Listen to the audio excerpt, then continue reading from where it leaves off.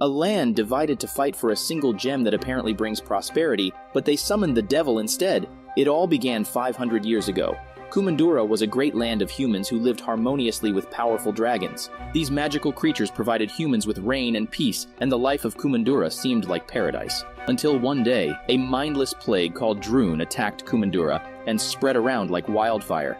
Anyone who got in contact with this plague turned into stone statues. The dragons tried their best to protect their human allies but failed and turned into stones. Then the last one standing, the mighty Sisu concentrated all of her powers into a gem and used it to blast away Druun. All the humans were cured, but the dragons sacrificed themselves. Instead of being grateful, the humans assumed the gem was a source of prosperity and started fighting over it. Borders were drawn, and Kumandra divided into several lands and treated each other like enemies. One of the lands, called the Heart, took care of the gem and hid it in a secret place. The responsibility passed down to the royal family, and now it's Raya's turn. The gem is hidden inside a mountain where Raya is tested by her father Benja. After seeing her dedication and skills, Benja proudly announces her as the next guardian of the dragon gem. Later that day, Benjamin informs Raya about the arrival of other lands. Beside Heart, there are 4 other lands. Tail, a widespread desert inhabited with sneaky mercenaries who fight dirty. Second is Talon, a floating market with quick dealing, but their hands are even quicker in battle. Third, Spine, a bamboo forest guarded by muscular warriors who fight with large axes. And the fiercest one is Fang, which is full of assassins and their huge cats. Raya is ready to fight all of them to protect her land, but she will not need to. They are coming for a feast Benja arranged. His heart aches seeing the people divided, and he wants to bring them all together again. As the people of different lands reach there, they seem afraid of getting robbed. But they also wondered why Heart would bother doing that, as it already has the mightiest weapon, the dragon gem. Benja tries to explain that the gem is nothing more than a sacred memorial, but the audience doesn't seem to agree. To change the atmosphere, Raya asks if anyone's hungry. This shocks the guests, but they gradually start getting comfortable. Raya also befriends a girl named Namaari from Fang. She has great interests in dragons history just like Raya. Namaari reveals a theory that says Sisu didn't die and is still hidden somewhere.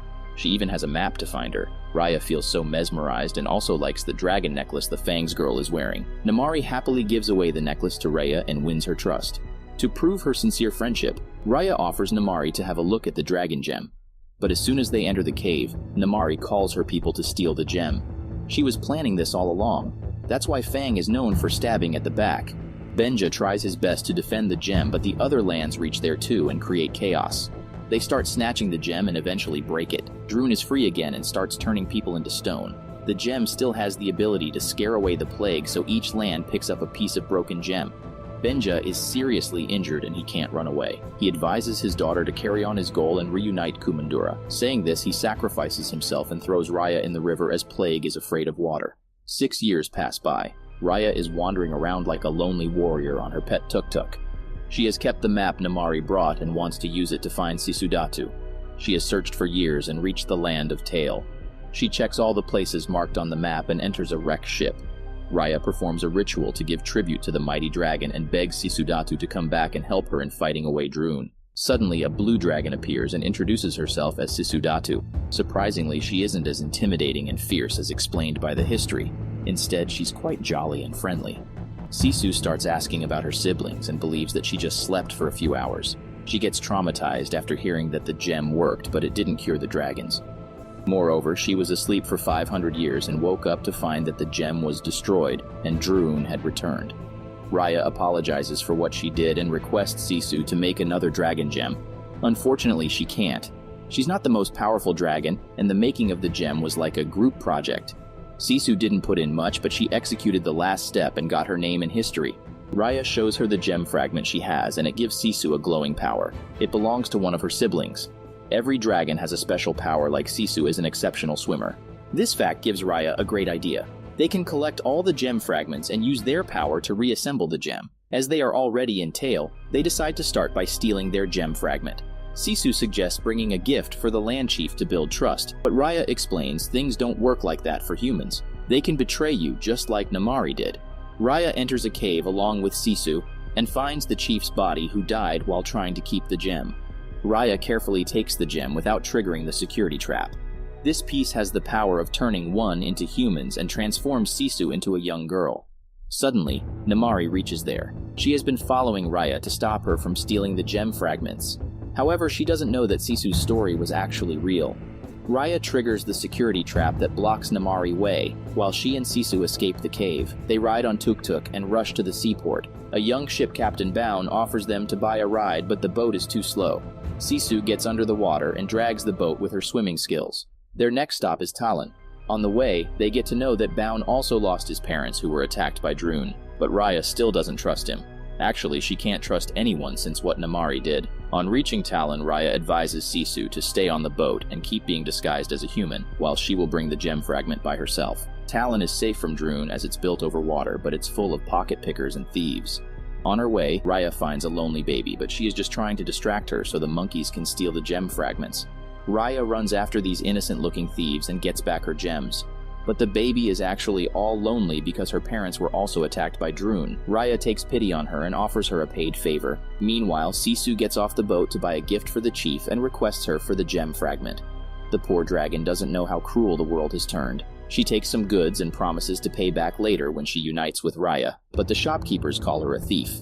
Luckily, a kind old lady helps Sisu. On the other side, the baby distracts the guards at the chief residence while Raya gets inside the building, but she doesn't find the chief there. The current chief is actually the old lady who took Sisu with her.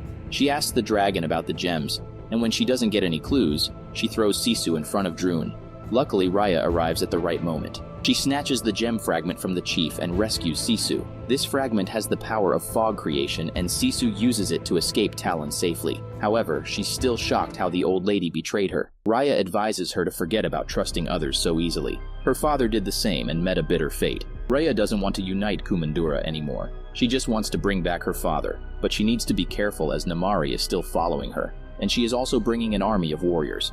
Raya reaches the land of Spine, but Sisu insists on convincing the chief politely. In this attempt, they get caught and hang down the ceiling. The Spine warrior Tong warns them of a painful death. Before he can harm them, Baun and Baby attack him with their monkeys and tie him up.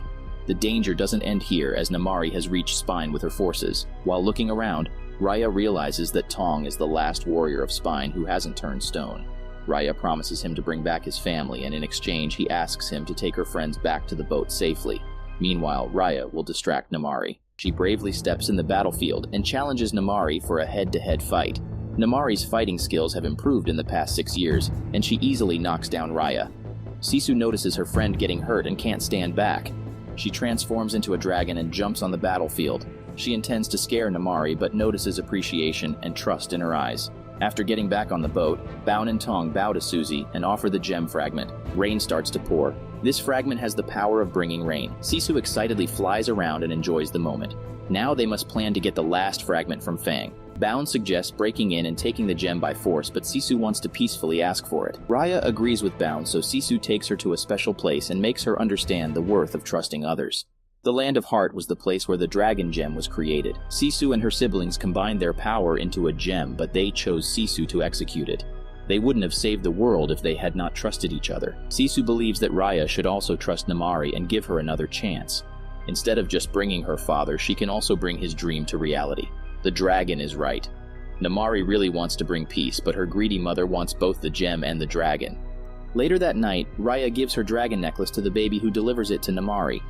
Afterward, the team sat down to have dinner. They all have lost their families but are just a step away from getting back their loved ones. The next morning, Namaari sends a signal and meets Raya near the river. She has brought the gem fragment and offers it to Sisu.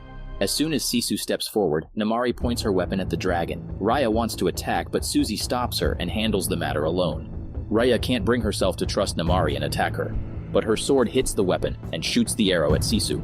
The poor dragon falls in the river. With the death of the last dragon, the water starts to disappear from the world. Druun rushes towards Fang and turns people into stone statues. Baun and Tong are saving people using gem fragments while Raya is busy taking out her anger on Namaari.